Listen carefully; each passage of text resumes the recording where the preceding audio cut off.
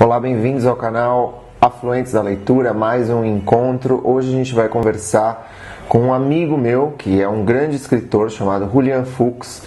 Conheci o Julian no primeiro lançamento que a gente fez, a gente lançou exatamente pela mesma editora em 2004 e no mesmo mês, e a gente compartilhou um lançamento na livraria Leonardo da Vinci no Rio de Janeiro, e aí a gente se conheceu e eu acho que ele está produzindo uma obra muito séria, muito bacana, e eu fico super ansioso de continuar acompanhando ele. Então a gente vai conversar sobre o Julian Fuchs. O primeiro livro dele em 2004, Fragmentos de Alberto, Ulisses, Carolina e eu. Segundo livro ele lançou pela Record, que é Histórias de Literatura e Cegueira, um ensaio sobre Borges, João Cabral de Melo Neto e James Joyce. Alguns anos depois ele publicou Procura do Romance, ainda pela Record. Um livro muito bacana, que é protagonizado por um personagem chamado Sebastián, que é retomado na obra mais recente, editada pela Companhia das Letras, e que está sendo editada agora em Portugal. O Julian foi recentemente para Portugal para relançar o livro dele por lá. Queria convidar vocês também a curtirem aí a página, curtirem o vídeo se vocês gostarem e se inscreverem no escritacriativa.net.br/5 dicas para receber 5 dicas de como aprimorar a sua escrita literária. Então é isso, e com vocês, Julian Fuchs.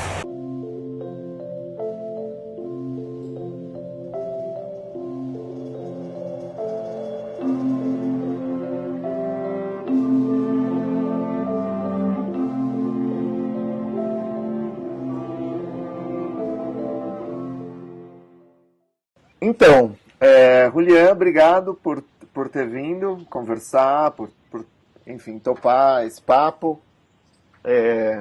Valeu.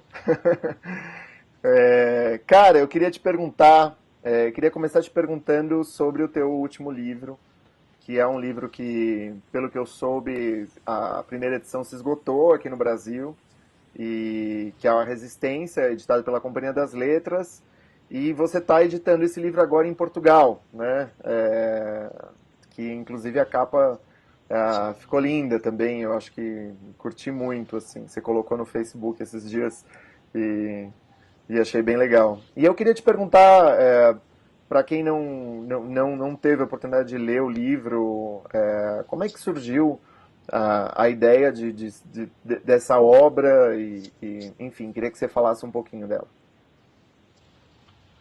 Bom, deixa eu começar te agradecendo aí pelo papo, sempre bons papos que a gente trava. Agora a gente vai travar um papo gravado, vamos ver como é que sai. Mas o livro surge, na verdade é um livro muito pessoal, né? É uma coisa muito, em alguma medida, muito íntima, apesar de estar também trabalhada a partir da ficção, né? A partir de uma preocupação com a literatura em si e não com a vida propriamente dita.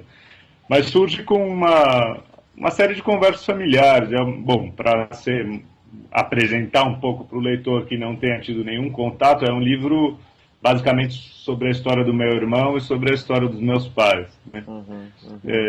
Os meus pais eram militantes contra a ditadura militar na Argentina e tiveram que se exilar no Brasil. Antes de sair da Argentina, eles, que tinham dificuldade para ter filho, adotaram um menino lá, que foi meu irmão. Foi uma adoção ilegal, como se costuma dizer, uma adoção que não foi feita a partir dos trâmites básicos legais.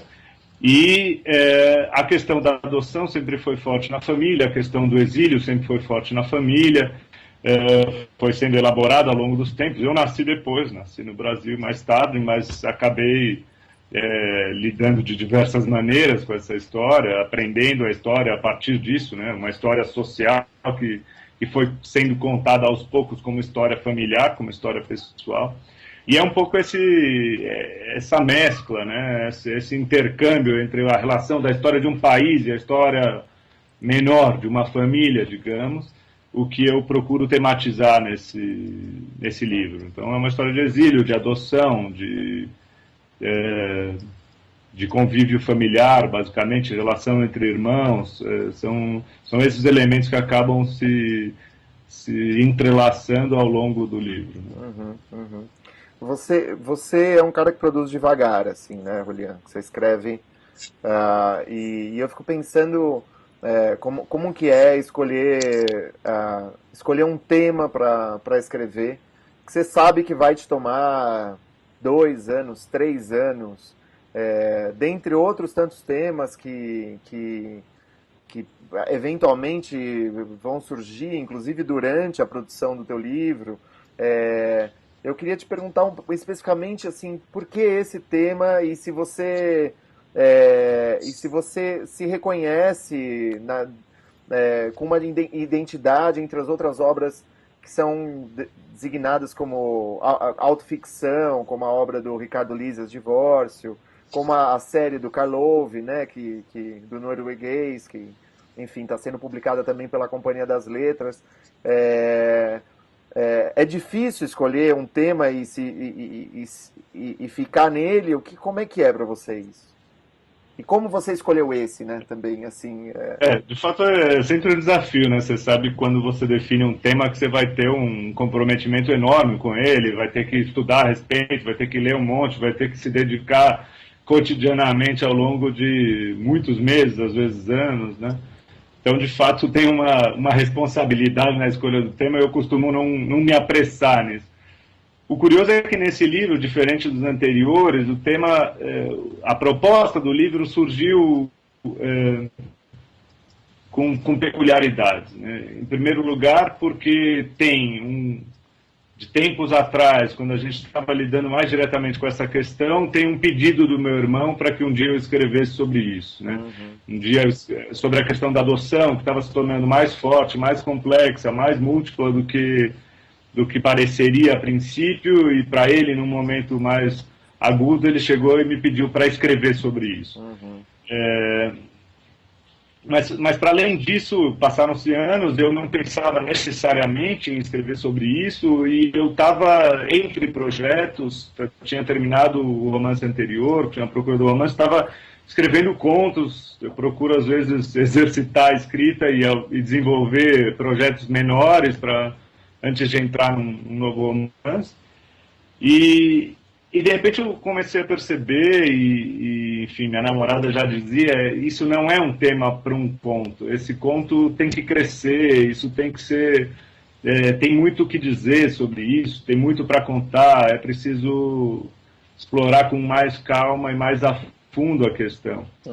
E aí eu tinha escrito um começo que era um começo de conto, e eu acabo achando isso positivo porque tem uma intensidade já de partida que seria uma intensidade do conto, mas eu começo a ver que é preciso expandir, e expandir procurando manter uma certa concisão inicial, manter uma proposta inicial de intensidade, que seria a intensidade do conto, e o romance todo acaba se desenrolando desse jeito, né, com uma preocupação numa certa organicidade do conjunto e uma certa unidade forte do livro, né.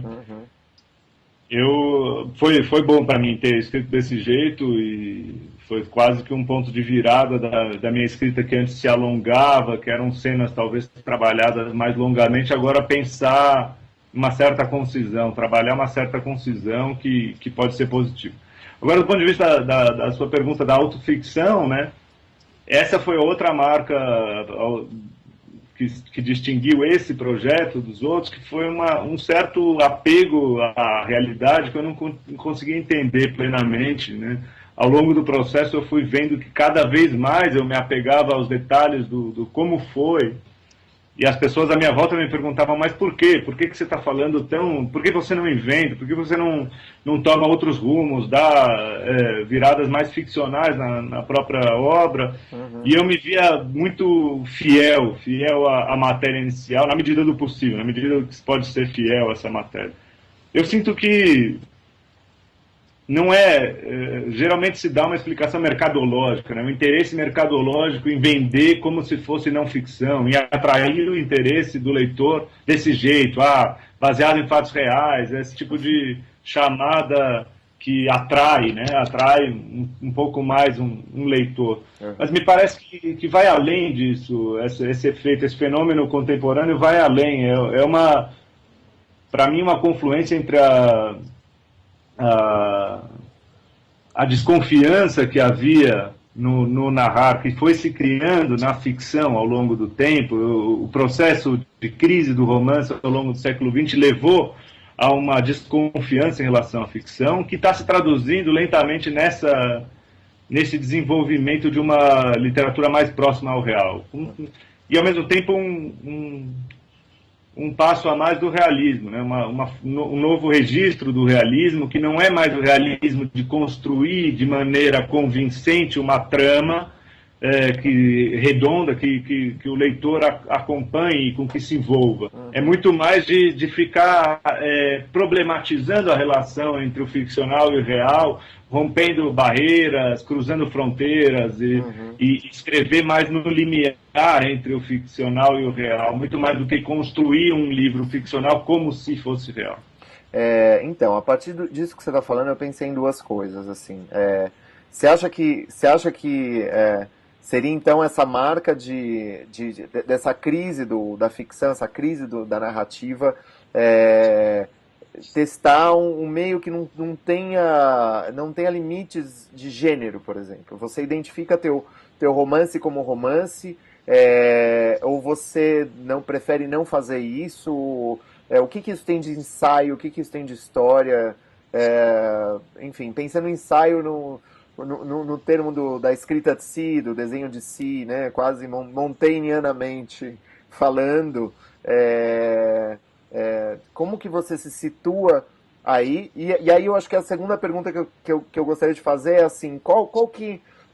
porque o realismo, ele também, muitas vezes existe o argumento do distanciamento também, né? Tem também da aproximação, né, do detalhe, do mundano, do banal, mas também tem uma premissa, que é uma premissa colocada, eu não sei o que você acha disso, mas também de um distanciamento possível, né? O distanciamento em relação à experiência. Eu não sei como que você enfrentou isso na tua obra, porque eu imagino que muitas coisas sejam difíceis de enxergar pela proximidade, ou não. Como é que foi isso, assim? Bom, indo por partes, né? A questão da definição de um gênero, se eu escrevo ou não romance.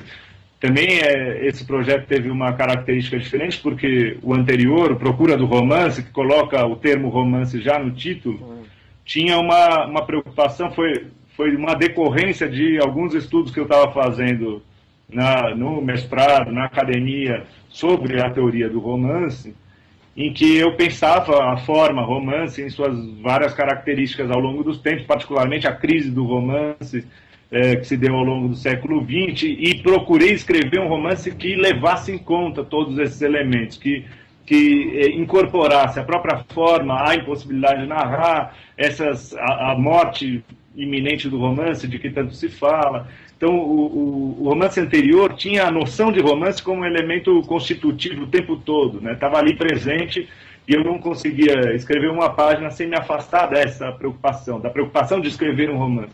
É isso que está em questão no livro anterior, né? Um escritor quer escrever um romance e tem que se haver com essas questões formais, né? Com toda a crise da forma. Nesse aqui, embora eu continue estudando na academia exatamente essas questões, embora isso seja ainda um motivo grande de interesse para mim, paralelamente eu fui escrevendo um romance que não se preocupava com isso, né? Que não estava neste instante, até por essa questão de ter nascido a partir de uma noção de conto, de eu ter que me haver com uma questão familiar, eu tinha outros elementos que me desviavam da preocupação de escrever um romance. Né?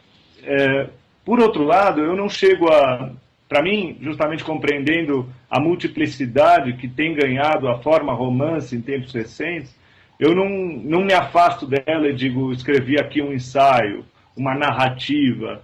Para mim, o romance, como forma, pode, de fato, incorporar, e tem incorporado historicamente, todas esses hibridismos, todas essas diferenças, e eu continuo classificando o que eu escrevi nesse caso como romance. Não é porque deixou de ter uma preocupação formal de romance ou porque tem esse trânsito tão direto com a realidade que deixe de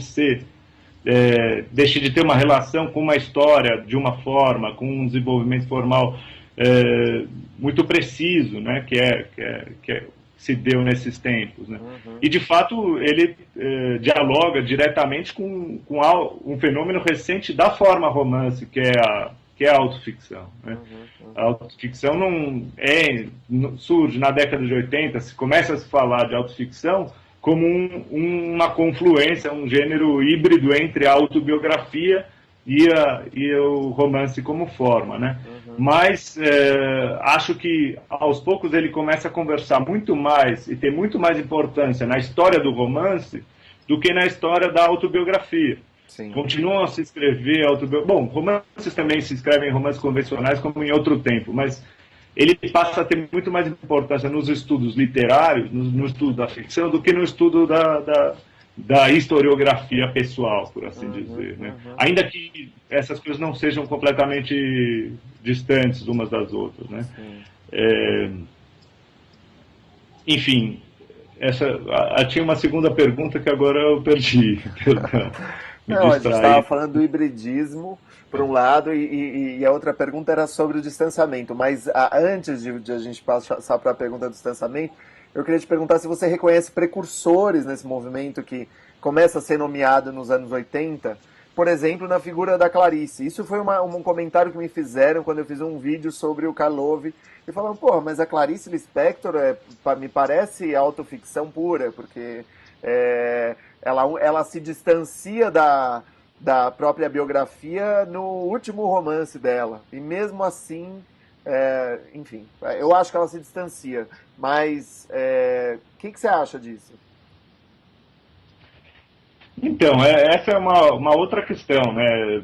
Uma forma de responder, sempre se fez autoficção, desde sempre. Sim. Ou se você não vai afirmar um desde sempre, porque nem o romance existe desde sempre, o romance é adaptado historicamente, você pode dizer, por exemplo, desde Proust. Desde Proust, Proust é um caso bem emblemático, evidente, de algo que se assemelha muito à autoficção. O que ficaria como questão aí é se, no final da década de 70, quando se nomeia, quando se define, quando se passa a falar há um gênero híbrido aqui, que é o gênero da autoficção, se isso transforma alguma coisa do fazer literário. Sim.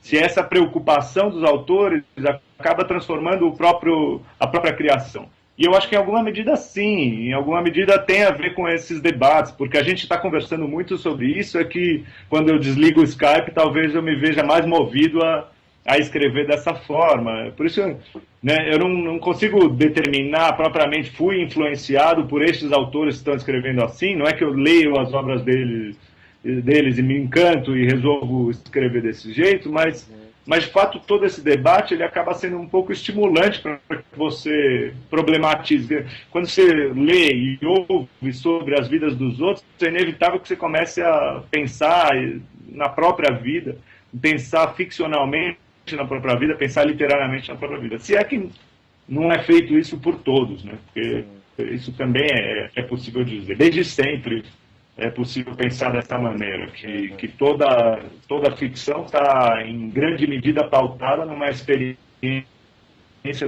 do mundo real, que pode ser traduzida com mais distância ou com menos distância. Né? Sim. Que pode ser fundada numa experiência pessoal, ou na experiência do outro, ou na vivência do outro, ou numa assimilação do real feito como um olhar, não como uma vivência pessoal, enfim. Aí eu já passei para o campo das indagações e não das respostas. Não, tá ótimo, é isso. Pois é. Mas e aí também tem essa questão do distanciamento, né? Que eu acho que também tem a ver com a pergunta do que se pode narrar, né? Assim, qual que é o limite a partir de uma ideia de crise de experiência, dos limites do que se conhece, do que não se conhece,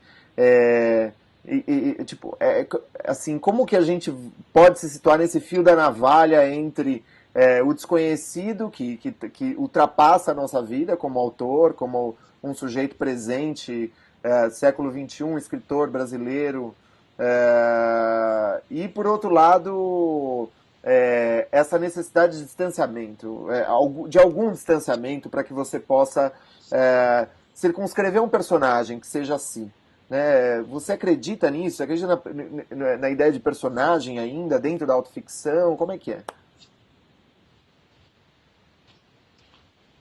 Eu não acredito nessas ideias de uma maneira muito estanque, né? Como o personagem como a fórmula para se construir um personagem, como diretrizes a serem seguidas e entre as quais o distanciamento talvez fosse necessário. Não, bom, não é disso que você está falando, mas eu me afasto constantemente, procuro me afastar dessas fórmulas. Né? Uhum.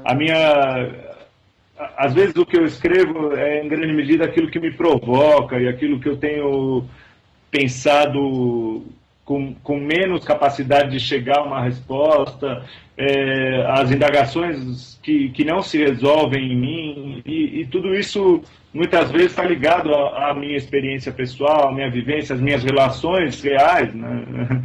As relações que eu vou travando ao longo da vida. E justamente é o desconhecido dessa experiência, a incapacidade de síntese dessa experiência que me move a escrever. Em parte é escrever para entender, em parte é escrever para processar, embora escrever sempre seja afastar também, se distanciar daquilo que foi. Então, a elaboração não acontece com o real, a elaboração acontece na própria ficção com um fim ficcional. Mas, de qualquer forma, esse distanciamento, para colocar assim, seria como se, pelo distanciamento você está propondo, a gente teria um domínio maior sobre o objeto do qual a gente vai escrever, na proximidade a gente não tem esse domínio, e justamente a falta de domínio é o que me interessa nesse caso. Escrever sem domínio me parece mais enriquecedor, mais estimulante do que escrever com domínio pleno sobre aquilo, sobre o objeto, sobre aquilo que eu quero tratar. Por outro lado, eu tenho pensado isso mais forte agora, pensando em novos projetos, cansado um pouco de mim mesmo. Acontece isso. Então, afortunadamente, né? Chega uma hora que você não quer mais falar sobre isso. E eu tenho pensado que também o outro é uma distância ainda mais desconhecida. Quanto é ilusória essa noção de que a gente, pelo distanciamento, consegue compreender e consegue delimitar e consegue traçar muito bem traçadas as características de um personagem. Né? Se você leva a mesma problemática do eu, da memória, do passado, você leva para o outro, para essa figura construída, ainda que seja uma figura construída artificialmente, a figura do personagem, as incertezas vão estar lá também presentes. Esse distanciamento pode ter o efeito oposto àquele que você propõe. Né?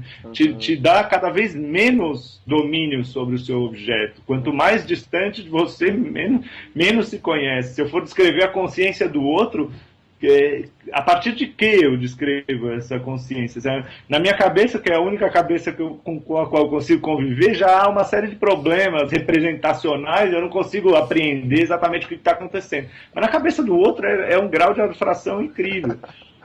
Eu quero, justamente, tenho vontade de explorar, né? Tenho vontade de começar a dialogar um pouco mais, a romper um pouco o narcisismo, porque não dá para negar que o elemento autoficcional é também traço de um certo narcisismo contemporâneo. Mas você acha que um comentário aí, uma parte, seus pais são psicanalistas, né? E você acha que essa obra, de alguma forma, tem algo de autoanálise? Porque você fala de escrever para entender, de escrever para elaborar, de escrever justamente num campo do não domínio. É uma elaboração? É uma elaboração ou não? É uma elaboração. A psicanálise, de algumas maneiras, vai permeando a obra toda, né? Primeiro, porque meus pais não conseguem se afastar muito dessa postura quando falam sobre a própria história. Em alguns aspectos, né, exploram com uma preocupação pela palavra, mas uma preocupação psicanalítica da palavra, e a própria vivência da família se deu. Bom, tem um momento quase clímax do livro, se aproxima do clímax do livro, que é uma terapia familiar e as discussões que se travaram ali. A própria psicanálise vai surgindo como ambiente na obra em si. E pergunto até por conta do título da obra, né? Porque a resistência é um conceito, para a psicanálise é uma noção, eu não sei se é uma noção política e é uma noção psicanalítica também, né? De fato, acho que essa foi uma riqueza que o título conseguiu explorar, expor, né? Eu temia que a princípio fosse um livro chamado A Resistência fosse só concebido como um livro sobre a resistência à ditadura militar, que é o que vem de imediato à cabeça, né? Então ele vai contar a história da militância dos pais contra a ditadura, mas eu senti que foi, nesse sentido, bem sucedida a leitura, porque eu tenho visto que os leitores têm compreendido essa outra dimensão, essas muitas resistências que existem, que são retratadas ali, a resistência do irmão ao convívio familiar, a resistência dos pais também, a resistência política, mas a resistência dos pais também a lidar com essa história, a resistência do próprio narrador a falar sobre esse assunto e a escrever esse livro, que vai... a resistência que vai sendo pontuada ao longo da escrita, enfim, tudo isso está presente e acho que dá uma certa complexidade psicanalítica à obra. Me interessava, não procuro... Não é uma intervenção psicanalítica sobre nada, né? É uma intervenção literária, sim, mas que tem a psicanálise como um dos campos de interlocução. São algumas das leituras que eu fiz para me preparar para a escrita, ou ao longo da escrita. A própria adoção, tal como ela foi pensada pela psicanálise, embora não tenha sido muito pensada até onde eu pude ver, mas em alguns aspectos é interessante a reflexão da psicanálise sobre esses fenômenos, sobre os efeitos que podem existir num caso como esse.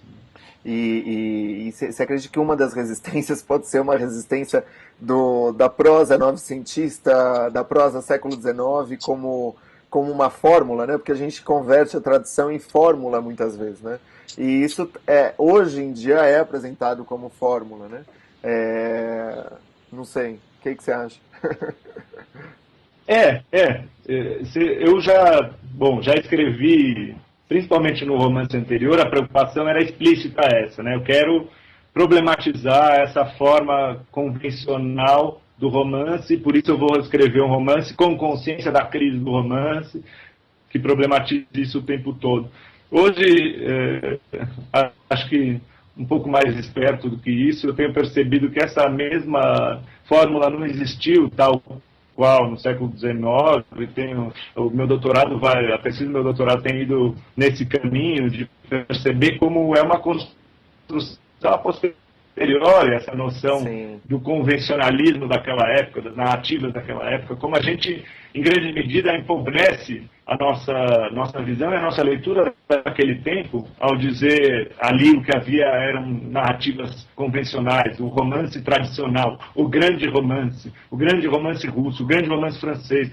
Tudo isso parece laudatório, parece louvar o que aconteceu naquela época, mas na prática rebaixa, empobrece, depaupera um período, né? E se você vai ler efetivamente aqueles autores, você percebe que a fórmula não está lá.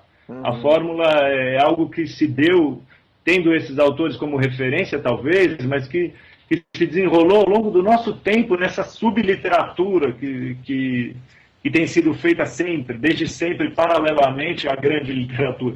Não gosto desses termos também, nem sub, nem grande, mas é isso. Tem uma narrativa feita de maneira crítica ao longo dos séculos e que é existente no século XVIII, XIX e XX. E uma literatura acrítica, feita nessa repetição de fórmulas, que interessa muito menos e que tem sido feita também ao longo dos séculos. Não é uma coisa demarcada historicamente, e não faz sentido nem a proposta de avançar e progredir em relação ao que foi feito no século XIX, nem a proposta de retornar ao século XIX, que alguns estão propondo. Queremos narrativas mais convencionais. Isso, historicamente, se você for pensar a forma romântica, também não faz nenhum sentido. Sim, nossa, concordo. É muito bom. O que eu ia te perguntar agora sobre o percurso da tua própria obra, né? Que se a escrita de A Resistência é uma elaboração, e é uma elaboração pessoal, isso implica que ao final desse livro o autor seja outro, de alguma maneira, né? E você vem percorrendo um caminho que, putz, eu acho fascinante, sou seu fã, você sabe, além de amigo, que eu acho fascinante da história de literatura e cegueira, desde os contos, passando por Procura do Romance. Procura do Romance tem um personagem que é o protagonista, que é o mesmo protagonista da Resistência, né? Mas é possível reconhecer rupturas, assim, né? E aí eu queria te perguntar, assim, quais continuidades e quais rupturas você tem reconhecido ao longo dessa obra e em qual momento você acha que você se encontra? Qual tipo de afastamento que você já reconhece entre você e esse livro que você acabou de publicar? Ou não há? Bom, de fato, eu acho que tem... cada livro acaba sendo, em alguma medida, muito diferente do anterior, né? Apesar de adotar aí o mesmo protagonista, por assim dizer, o Sebastião do Procura do Romance reaparece na Resistência, também é de uma maneira muito diferente. Concordo com você de que há muitos elementos de ruptura e de mudança em relação ao que foi o livro anterior. E sinto que isso houve a cada um dos meus livros, até com uma preocupação explícita, direta, de não encontrar uma fórmula própria, né? Uhum. Se eu tenho rejeitado fórmulas dos outros, fórmulas da literatura de maneira geral, momentos em que o romance se torna semelhante demais a si mesmo, né? a um protótipo de romance, uhum. e que livros que repetem outros livros, e o sistema mercadológico se você gostou desse, lê esse que vai te agradar também, tudo isso eu tenho rejeitado e quero rejeitar também na minha própria trajetória, né? Não quero fazer, porque deu certo um livro, tentar replicar o mesmo esquema no próximo, não me interessa muito. Uhum. Mas há, sem dúvida, porque o autor é o mesmo e porque a gente vai se transformando muito lentamente, uhum. Há muitas recorrências e o campo, principalmente o campo de preocupações, é em grande medida o mesmo. Eu vejo, às vezes, o primeiro livro de contos é muito distante. Eu tinha 22 anos quando publiquei, mas se eu for olhar lá, apesar de eu rejeitar quase tudo que tem lá, por certa ingenuidade ou porque, enfim, precisava de mais elaboração, na prática, algumas das preocupações estão ali. A preocupação com o próprio fazer literário, essa constante indagação sobre o que escrever, como representar, isso está presente ali em pequenos contos. Uma preocupação também com a cena delicada, com o que há de sutil, com o que há de subterrâneo a uma experiência cotidiana, né? Isso sempre foi o meu campo de interesse, não as grandes vivências, grande aventura ou drama, nada disso, muito mais o que está por baixo de uma cena muito mais cotidiana, né? Uhum. Enfim, isso tem sido, acho que caracteriza transversalmente quase tudo o que eu tenho feito. Em relação ao livro recente, ao que eu poderia, em que eu já estou distante desse livro, acho que vai na linha que eu vinha falando antes, de uma tentativa de ruptura do narcisismo, né? De um certo cansaço do falar de si, de um certo cansaço de experimentar tão exclusivamente questões íntimas e pessoais, né? Então, para o próximo livro, que eu só começo a pensar lentamente, né? Com aquele titubeio que você colocou desde o início da conversa, será que eu quero mergulhar nisso tanto tempo e tão profundamente, sei lá.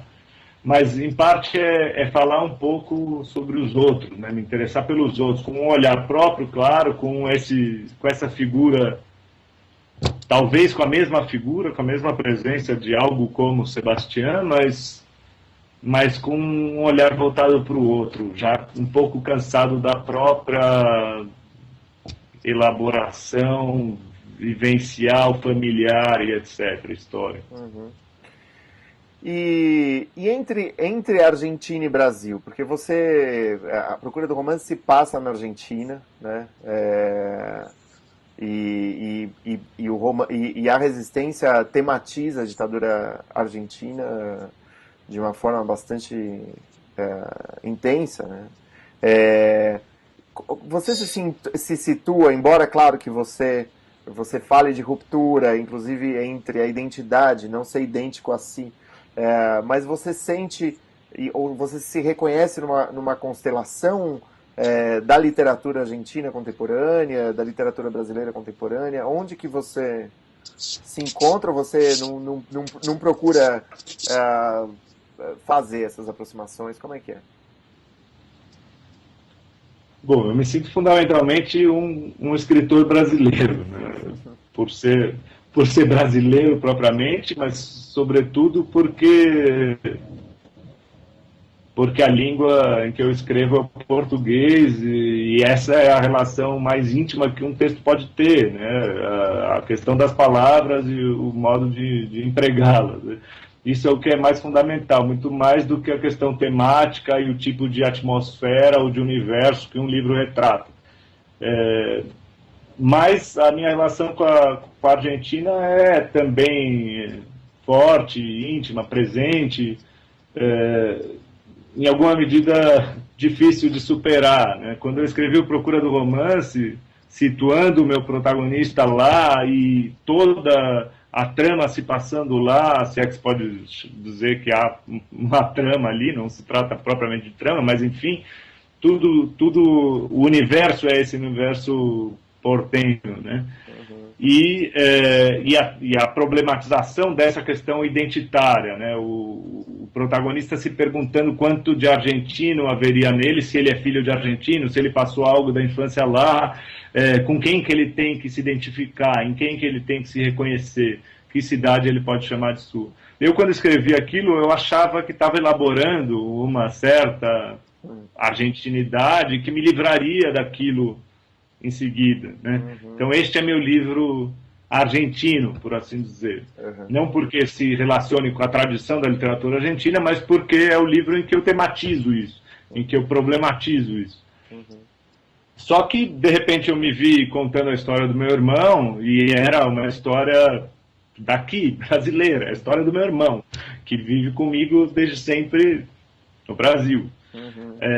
Só que era impossível não tratar da história dos meus pais para tratar da história do meu irmão. Era impossível não lidar com certas questões políticas da ditadura argentina, da busca por bebês desaparecidos, da luta das avós da Praça de Maio. Então, todas essas questões acabaram entrando e foi se tornando, sem que eu planejasse propriamente, foi se tornando mais um livro argentino. Já no início do processo eu percebi que eu precisava situar esse narrador, que eu ganharia se eu situasse esse narrador em Buenos Aires. Esse é, inclusive, um dos elementos mais explícitos de ficção. Não é explícito porque o leitor não sabe quais eram as circunstâncias desse narrador, onde eu estava vivendo quando escrevi esse livro, mas eu achei que o livro cresceria muito, ganharia intensidade se eu situasse o narrador em Buenos Aires. De repente, quando eu vi, era mais um livro bastante argentino, né? Que tematizava essas questões, que lidava com aquilo e que inclusive tem uma intimidade maior com o país e com a história do país do que o livro anterior. Eu hoje quero escrever um livro brasileiro, né? O próximo livro, esse livro em que a preocupação vai estar mais nos outros do que em mim mesmo, esse livro tem que ser um livro mais brasileiro. Eu quero saber lidar mais com a minha cidade, que é São Paulo, e tentar elaborar ficcionalmente, esteticamente, algo que se relacione com isso. né? Mas não sei quando é que eu vou ter uma recaída e acabar virando argentino de novo. É, bom, eu sei, porque a gente é amigo, que você escreveu muito em viagem, né? E eu também. Eu acho que às vezes eu preciso sair para escrever. Eu escrevo com mais facilidade quando eu vou para um outro lugar que não seja esse onde estão quase todos os meus amigos, onde reside a minha família, onde existe uma certa presença muito constante de pessoas e de agenda e de atividades. São Paulo pode ser muito dispersiva, né? Assim, justamente por ser impregnante, por a gente né, se ver nesse cenário, sair, encontrar as pessoas e tal. Eu queria te perguntar isso, assim, se você é, se a viagem, assim, se você pensa se você concorda com isso, você acha que você pretende, tipo, conseguir escrevendo fora, se você acha que esse ponto exterior, esse ponto estrangeiro, esse contraponto do estrangeiro te ajuda, porque às vezes parece quase um método, né? Você fala, pô, vou sair para me esvaziar um pouco e aí eu possa receber essa obra que está surgindo, assim. Que você... Sim. Porque eu sei que você escreveu parte da Resistência na França, né? Recebeu uma bolsa na França para escrever e A Procura do Romance em Buenos Aires, né? Então, esse próximo livro vai ser em São Paulo? Você vai encarar isso mesmo? Bom, na verdade, apesar de eu situar os meus protagonistas escritores fora, a maior parte foi sempre escrita aqui, Tá, em São Paulo. sim. Eu tenho receio de entrar nesses assuntos, porque esses são assuntos seus, né, Tiago? Você Não, não existe. tem feito elaborações muito mais profundas do que eu vou conseguir fazer aqui. Mas, em parte, para mim, a vivência do fora tem sido sempre muito estimulante para pensar o que escrever, para ganhar clareza sobre projetos, sobre vivências, talvez daí ter um distanciamento para pensar o aqui, né? Para pensar minhas relações familiares, um tempo sem a vivência cotidiana dessas relações, pode ter sido bom, pode ter sido importante, mas na prática, a escrita em si, para mim, ela é quase que desprovida de todo o romantismo que poderia ter nesse fora, né? Nesse exílio, exílio autoimposto de quero ir para Paris para escrever. Soa romântico, mas na prática, para mim, o que aconteceu? Paris foi um caso à parte, porque eu recebi a bolsa e fui morar lá. Então, eu me estabeleci, criei uma rotina burocrática mesmo, de produção literária ali, como eu tenho uma rotina burocrática de produção literária aqui. Já faz um tempo que eu percebi que não podia ser no arrobo, no momento de reflexão, no momento de inspiração, de pensar que eu tenho de reflexão sobre a própria vida. Esse para mim não é o momento da escrita. O momento da escrita é posterior e se dá num horário laboral, se dá seguindo certas regras. Já faz muito tempo que eu não escrevo de madrugada, já faz muito tempo que eu não tenho assim um momento de explosão e falo para tudo que eu tenho que escrever. Eu não faço mais isso. Eu tenho, pelo contrário, criado uma rotina, tentado criar uma rotina de trabalho de certo tipo, remunerado até certa hora. A partir principalmente das 5 da tarde paro e me detenho, e agora é trabalho, e esse trabalho é a escrita e a produção literária. E não importa tanto se eu estou bem ou se eu estou mal, não importa se é um momento de grande reflexão sobre a minha existência, né? Um momento de escolha das palavras. A escolha das palavras é uma coisa que se dá com suor, com esforço, em que eu tenho que estar nas melhores condições possíveis, assim, isolado, só e tal, e não eu não sou muito capaz da abstração do meu entorno para poder escrever onde quer que eu estiver, Uhum, né? uhum, uhum. Então, enfim, por isso, não sei, eu separo essas coisas, né? Acho que a vivência do exterior é uma vivência muitas vezes de solidão que me estimula, né? Que me estimula a pensar sobre mim mesmo, a pensar sobre as minhas relações.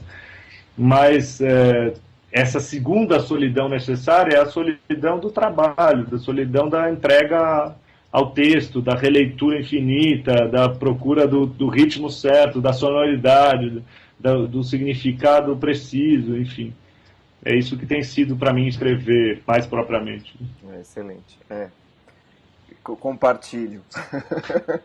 Julián, meu, muito obrigado pelas suas reflexões cara, recomendo muitíssimo a leitura, obviamente, porque na verdade, é isso, assim, eu li o teu último livro antes de ser publicado e eu acho que o penúltimo também, não lembro, mas eu acho que o penúltimo também.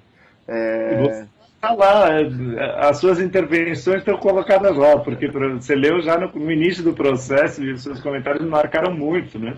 Eu acabei incorporando grande parte das preocupações que eram preocupações que você colocou e agradeço também por isso. valeu, Julián. Valeu, cara, grande papo.